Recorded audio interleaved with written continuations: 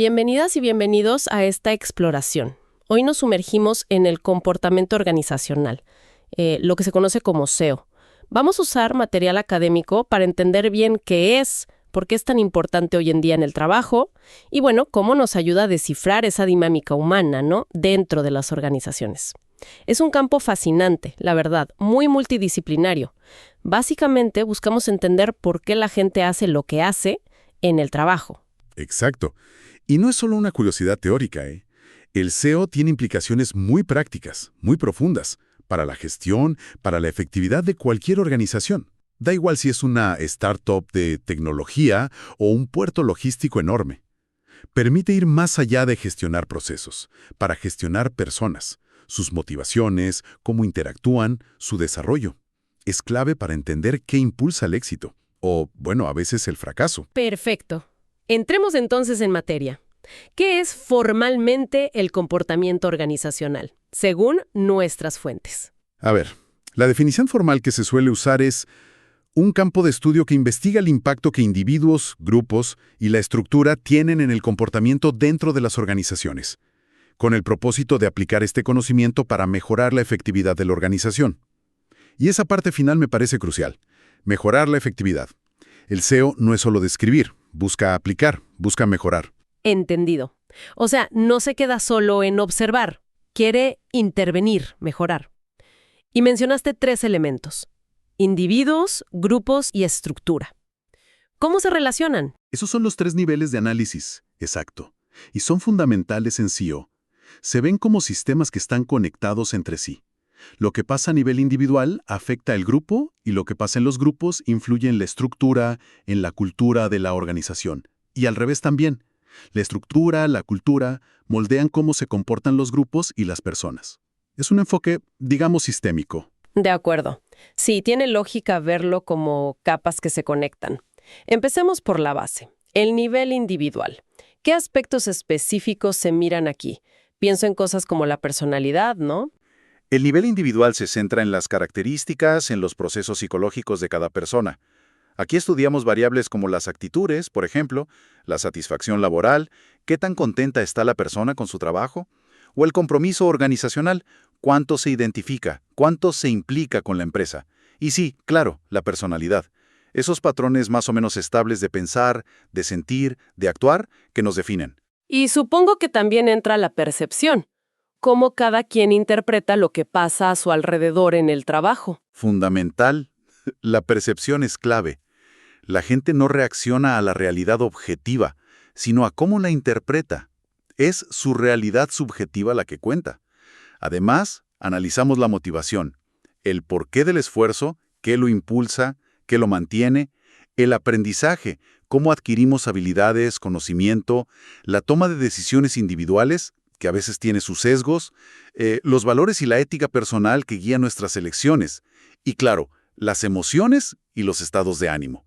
Sabemos que tienen un impacto enorme en cómo trabajamos y nos relacionamos. Vaya, es bastante complejo ya solo a nivel individual. ¿Y cómo se aplica este conocimiento? Mencionaste antes el ejemplo de una fintech. Cierto. Entender este nivel es vital para gestionar personas. Te permite, por ejemplo, diseñar incentivos que de verdad motiven, no solo plata. Ayuda a manejar el estrés laboral, identificando de dónde viene para cada uno. Es crucial para seleccionar gente, buscando que encaje bien con el puesto, con la cultura. Volviendo a la fintech, si tienes un desarrollador que parece poco proactivo, bueno, un análisis de SEO individual te lleva a preguntar, ¿es por su personalidad? Quizás es introvertido. ¿Le falta motivación porque la tarea no le engancha? ¿O percibe que no valoran lo que aporta? El SEO te da herramientas para ir más allá de lo obvio y actuar sobre la causa real, a nivel persona. Entendido. Pasamos de la observación simple a un diagnóstico más profundo. Pero claro, como decíamos, la gente no trabaja sola. Eso nos lleva al siguiente nivel, el nivel grupal. ¿Qué cambia cuando ponemos el foco en los equipos? Cambia mucho la perspectiva. Aquí ya no miramos al individuo aislado, sino la interacción, las dinámicas que surgen cuando la gente trabaja junta. El grupo es más que la suma de sus partes, ¿sabes? Desarrolla propiedades nuevas. Los temas centrales aquí son, por ejemplo, la comunicación. Cómo fluye la información, si es efectiva, si hay barreras. También el liderazgo. Y no solo el formal, el del jefe, sino también el liderazgo informal que surge, y cómo ambos influyen en el desempeño, en la moral del grupo. Imagino que también cosas como el poder y los conflictos son típicos de este nivel. Sin duda, el poder y la política organizacional, cómo se reparte y se usa la influencia dentro del grupo y entre grupos, son clave. Se analiza el conflicto, de dónde viene, si es bueno o malo para el equipo, funcional o disfuncional, y las estrategias para negociar y resolverlo. La cohesión del grupo, qué tan unidos están los miembros, es otra variable importante. También cómo se desarrollan los equipos, que pasan por fases: formación, conflicto, normalización, desempeño. Y las reglas del juego dentro del equipo, ¿no? Las normas que siguen. Exacto. Los roles, lo que se espera de cada uno según su posición. Y las normas grupales, esas reglas compartidas de conducta, escritas o no escritas, son fundamentales para entender cómo funciona un equipo. Comprender la dinámica grupal es esencial para construir equipos que rindan bien, para gestionar esos roces inevitables entre departamentos o simplemente para que la comunicación interna fluya. Mencionaste antes un ejemplo de un call center con baja moral. ¿Cómo ayudaría aquí el análisis grupal?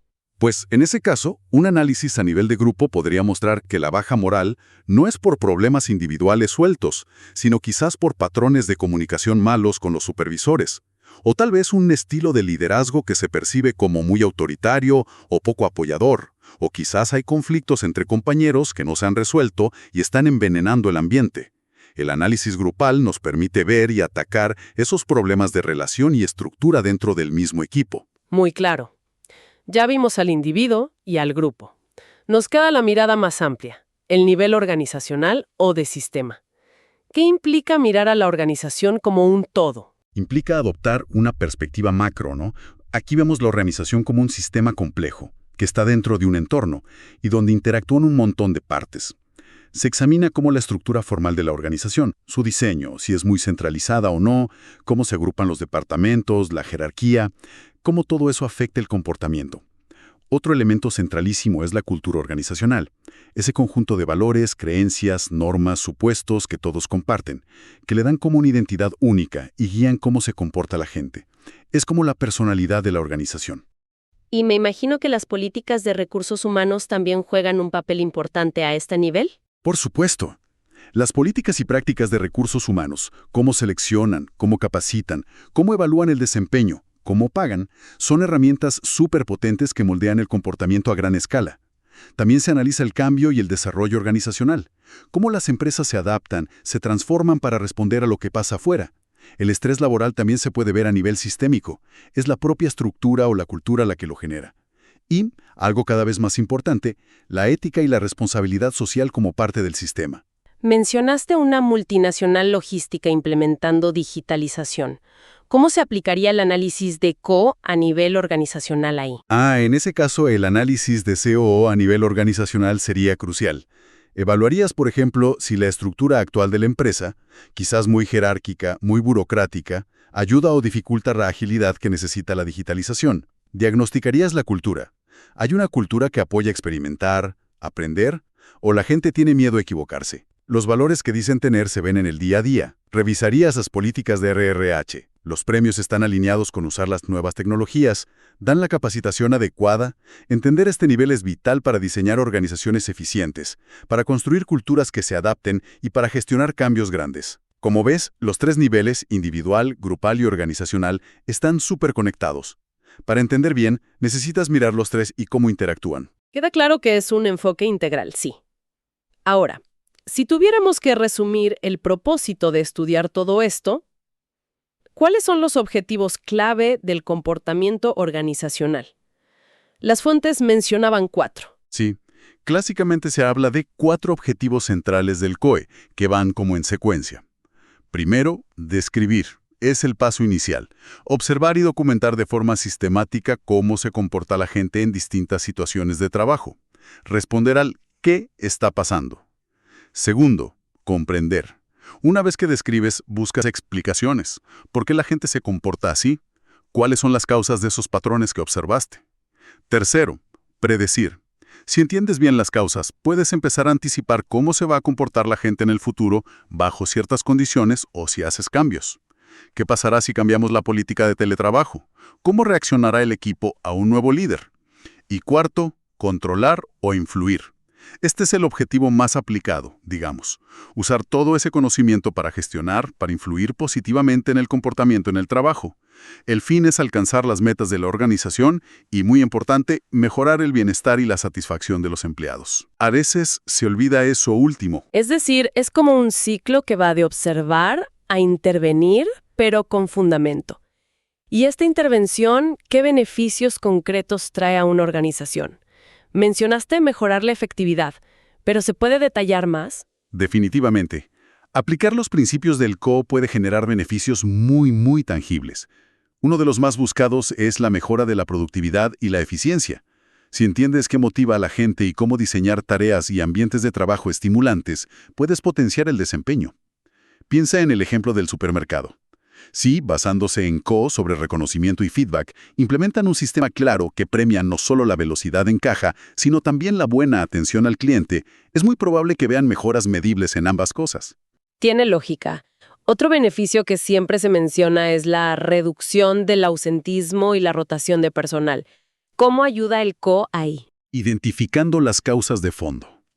El ausentismo y la rotación suelen ser síntomas de problemas más profundos. Estrés crónico, insatisfacción, falta de oportunidades, un mal liderazgo. El cómo permite diagnosticar esos factores y diseñar acciones específicas. Mejorar el clima, rediseñar puestos, dar más flexibilidad, fortalecer el liderazgo. Al hacer eso, no solo reduces las faltas y que la gente se vaya, sino que ahorras un montón de plata en contratar y capacitar reemplazos todo el tiempo. Importante ese ahorro de costos, claro. También se mencionan beneficios ligados al liderazgo y a manejar conflictos. Sí, el desarrollo de liderazgo efectivo es un área clave. El CEO te da modelos, herramientas para entender qué estilos de liderazgo funcionan mejor en cada situación y cómo desarrollar esas competencias. Comunicación, inteligencia emocional, influencia. Líderes formados en CEO pueden motivar, inspirar y guiar mejor a sus equipos. Y pegado a eso está la gestión efectiva del conflicto y la negociación. El CEO enseña a ver el conflicto no siempre como algo malo, sino como una oportunidad si lo manejas bien, y te da técnicas para negociar y resolver disputas de forma constructiva. Hay otros beneficios quizás menos obvios, pero igual de importantes, como fomentar la ciudadanía organizacional. ¿Qué es eso exactamente? La ciudadanía organizacional se refiere a esos comportamientos voluntarios que no están en tu descripción de puesto, pero que ayudan a que la organización funcione mejor. Hablamos de cosas como ayudar a un compañero sin que te lo pidan, defender a la empresa si la critican, proponer mejoras. El CEO estudia cómo fomentar esas conductas, que dependen mucho de la satisfacción, del compromiso, de si sientes que te tratan justamente. Otros beneficios incluyen la mejora de la toma de decisiones, porque te hace consciente de los sesgos mentales y grupales, y la facilitación del cambio organizacional. Ese último punto sobre el cambio parece súper relevante hoy en día. Absolutamente. En un mundo tan cambiante, saber gestionar el cambio es crítico. El CEO nos ayuda a entender por qué la gente se resiste al cambio, miedo a lo desconocido, miedo a perder estatus, etc. Y cómo manejar esa resistencia. Volviendo al ejemplo de la automotriz que se pasa a lo eléctrico, aplicar CO implica analizar qué les preocupa a los operarios, comunicar de forma clara y honesta, involucrarlos en el proceso, darles buena capacitación. Es clave para que la transición funcione y no sea un trauma. Y finalmente, dos beneficios más. Construir una cultura fuerte y gestionar la diversidad. Exacto. La construcción de una cultura organizacional sólida y adaptativa es fundamental. El CO te da herramientas para diagnosticar la cultura que tienes, ver si va con la estrategia y si no, guiar cómo cambiarla. Y muy ligado a la cultura está la gestión de la diversidad y la inclusión. No basta con contratar gente diversa. Tienes que crear un ambiente donde todos se sientan valorados y puedan aportar al máximo. Piensa en el ejemplo de la minería en Chile incorporando mujeres. El CO ayuda a identificar y trabajar sobre sesgos inconscientes, a promover la inclusión con políticas y prácticas y adaptar la cultura para que sea de verdad inclusiva para todas y todos. La verdad es que son muchísimos los frentes donde el CO puede aportar valor. Mencionamos al principio que es un campo multidisciplinario. ¿Podríamos profundizar un poquito en ¿Qué disciplinas alimentan al comportamiento organizacional? Es una característica fascinante, ¿sí?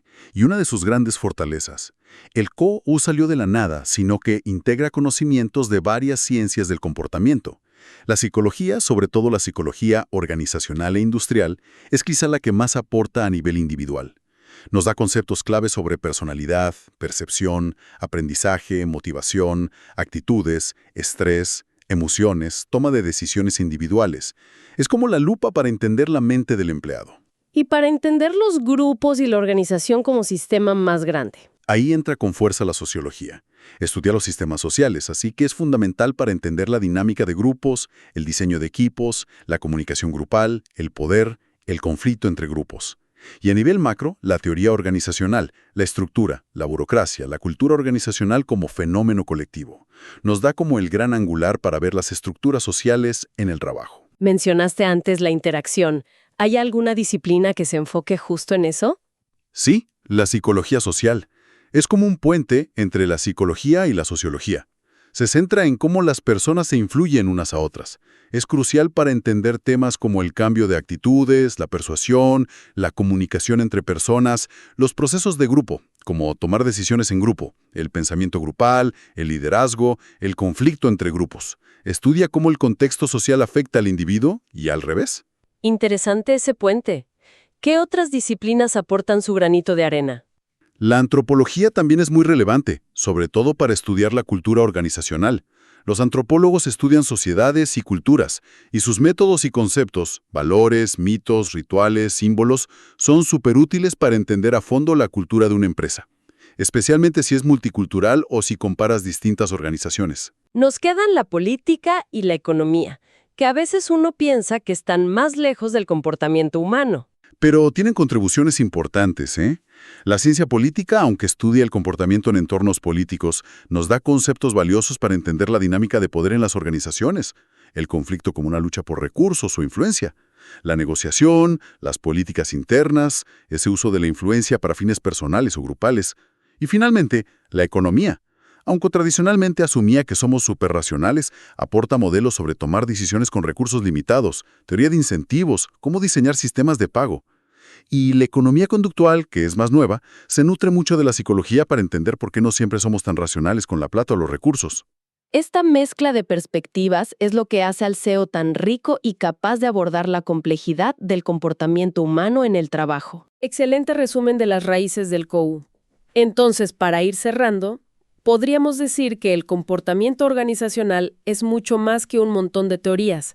Es una disciplina aplicada esencial para cualquiera que trabaje con gente o gestione gente en el siglo XXI. Nos da un marco, esos 3 niveles de análisis, y herramientas para describir, comprender, predecir e influir en el comportamiento, siempre con el objetivo de mejorar la efectividad y también el bienestar. Exactamente. Su valor está en esa mirada sistémica y en su base multidisciplinaria, que junta aportes de psicología, sociología, antropología, ciencia política, economía. Permite ir más allá de las soluciones fáciles y enfrentar los desafíos organizacionales de forma más informada, más profunda. Para terminar, quizá una reflexión final para quienes nos escuchan, basada en todo esto que exploramos. Si piensan en un desafío concreto que vean en un trabajo o que conozcan, puede ser baja motivación, conflictos seguidos, resistencia a un cambio. ¿Cómo podría un primer análisis usando estos 3 niveles, individual, grupal y organizacional, y pensando en las distintas disciplinas, ayudar a diagnosticar el problema de forma más completa antes de saltar a buscar soluciones? Plantearse esa pregunta ya es empezar a usar el pensamiento del COO. Sin duda, entenderlo es una herramienta poderosa para la gestión y el desarrollo en este mundo laboral tan complejo que tenemos hoy.